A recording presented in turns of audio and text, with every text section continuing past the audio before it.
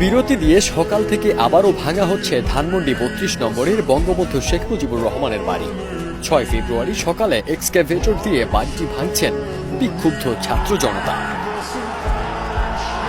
এদিকে এদিন বেলা ১১টার দিকে একজন নারী ও পুরুষ সেখানে উপস্থিত হয়ে জয় বাংলা স্লোগান দিলে বিক্ষুব্ধ ছাত্র জনতার তোপের মুখে পড়েন তারা। পরে তাদের নিরাপদ স্থানে সরিয়ে নেওয়া হয়। ফেসবুকে ঘোষিত বুলডোজার মিছিল কর্মসূচিকে কেন্দ্র করে গত ৫ ফেব্রুয়ারি সন্ধ্যা ৭:৩০টার দিকে ধানমন্ডি ৩২ নম্বরে জড়ো হন বিক্ষুব্ধ ছাত্র জনতা। রাত ১০টার দিকে বাড়িটিতে আগুন দেওয়া হয়। পুরো এলাকা হয়ে যায় লোকে লোকারণ্য। রাত ১১টার দিকে বাড়িটির সামনে নেওয়া হয় ক্রেন। আর রাত ১১:১৫টার দিক থেকে বাড়িটি ভাঙার চেষ্টা শুরু হয়।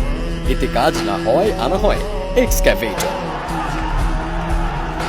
এর আগে রাত ৮টার দিকে ধানমন্ডি ৩২ নম্বর বাড়িতে মিছিল নিয়ে ঢুকে পড়ে ছাত্র জনতা।